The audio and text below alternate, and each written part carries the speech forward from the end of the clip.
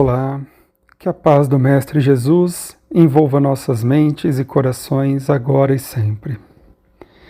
O tema para nossa reflexão de hoje é Perdoai para que Deus os perdoe. Esse tema ele está no capítulo 10, dos itens 1 ao 6 do Evangelho segundo o Espiritismo.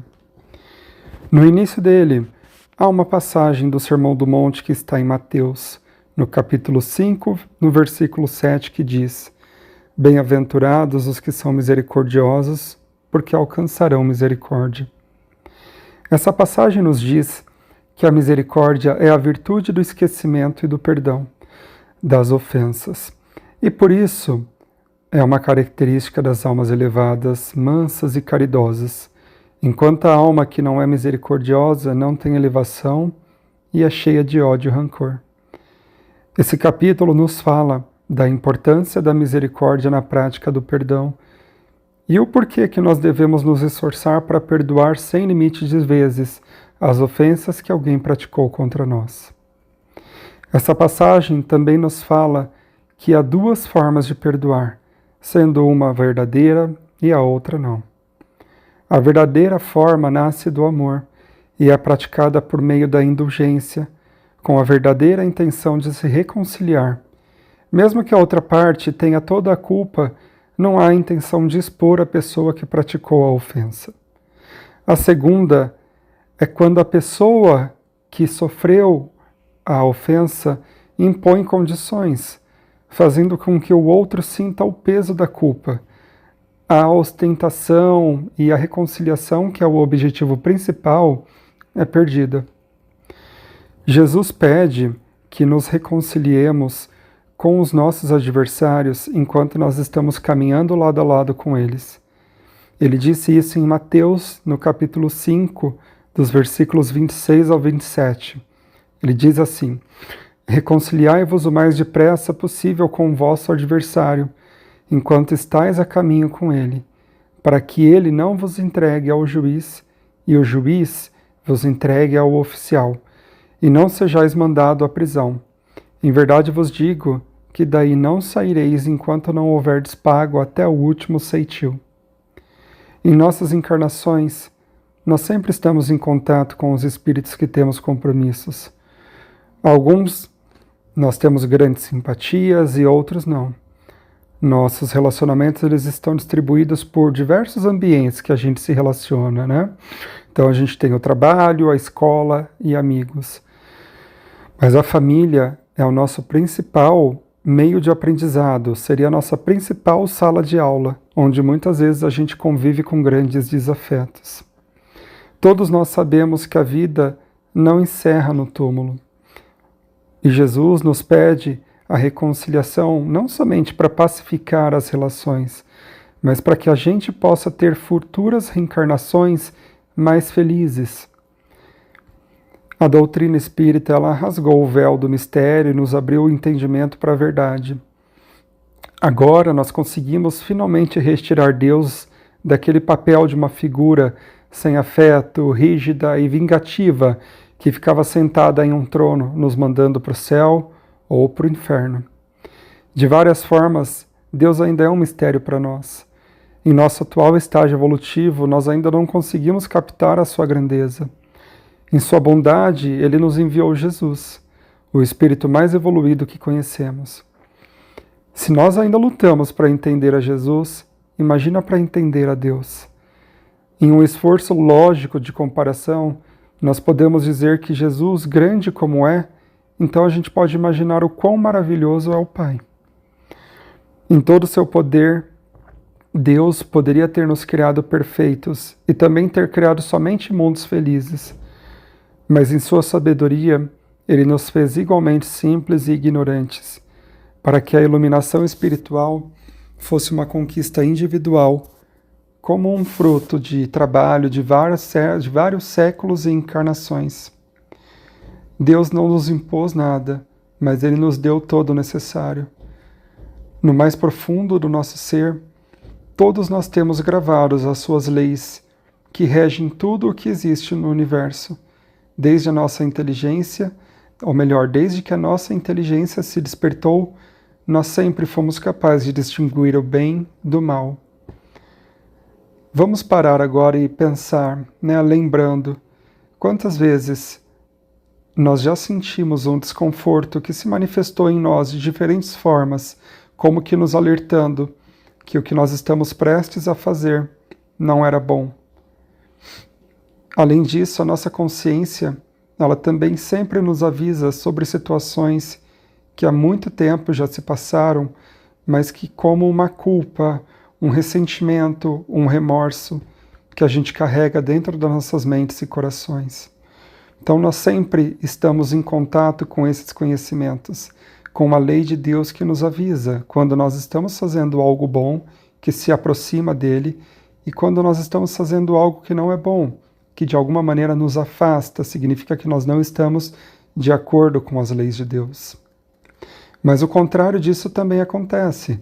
Quando algo bom que nós fazemos nos traz uma sensação de profunda paz e alegria, que preenche os nossos corações, como um sentimento de que nós estamos agora conectados a um propósito muito maior do que nós mesmos.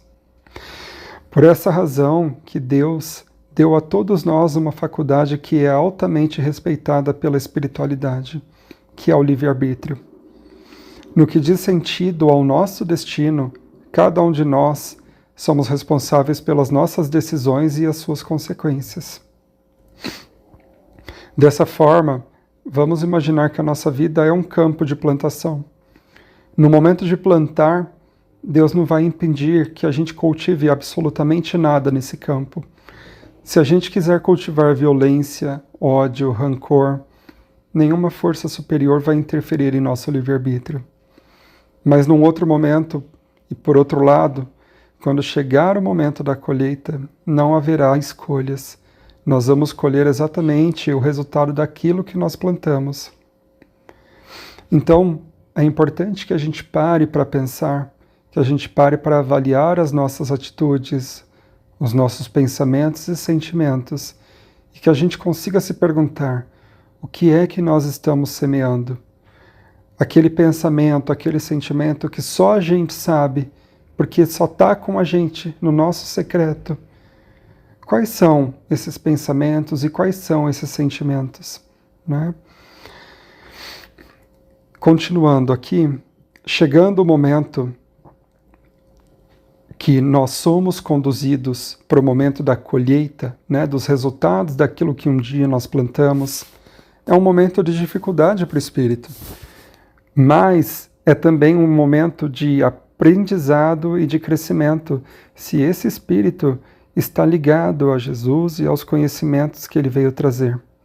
Então, mesmo nessas situações difíceis, nós nunca estamos a sós, porque a misericórdia de Deus nos ampara a todo momento, nos dando força e nos encorajando a fazer o nosso melhor. Ao olharmos para trás, muitas vezes nós ficamos surpresos ao perceber quantos anos já se passaram, mas ao mesmo tempo parece que foi ontem. Como muitos de nós dizemos, o tempo voa, né? Os espíritos dizem que a encarnação é como um relâmpago em comparação ao tempo que nós já vivemos e que ainda nós vamos viver. Devido ao esquecimento que temos das vidas passadas, nós não lembramos dos acontecimentos de outras encarnações. E nesse pequeno espaço de tempo entre o berço e o túmulo, nem sempre a gente vai encontrar as respostas que vão dar sentido aos sofrimentos, às situações que nós estamos vivendo. Às vezes, nós estamos colhendo o resultado de ações que nós tivemos há muitas vidas passadas. O olhar humano ele é limitado e materialista. Instintivamente, nós falamos da vida sob o ponto de vista do corpo físico. Mas Deus, em sua sabedoria e misericórdia, conhece toda a nossa história e nos coloca frente a um desafio somente quando se torna possível de vencermos. Então, nessa situação, às vezes nós estamos aqui corrigindo, colhendo resultados de ações que nós tivemos em encarnações passadas, mas que antes nós não tínhamos condições de conseguir vencê-las. Então Deus espera que a gente se fortaleça em encarnações futuras até chegar o momento em que nós vamos ter a possibilidade de resgatar aquele débito. Então até aqui existe essa bondade e essa misericórdia que Deus pede que nós também tenhamos com as pessoas que estão à nossa volta. É possível, ou melhor, é impossível falar de perdão sem falar de justiça. E no atual momento da evolução da humanidade, a justiça humana ela é limitada por várias questões, como questão econômica, políticas e sociais. E mais para além disso, essa justiça humana ela também desconsidera totalmente a multiplicidade das existências de um espírito. Por outro lado, a justiça divina ela usa o tempo ao seu favor e faz com que tudo que nos pertence chegue até nós. Então, pensamentos, ações, sentimentos que um dia nós emanamos, energia que um dia nós emanamos, elas vão encontrar o caminho de volta para nós, sejam elas positivas ou não.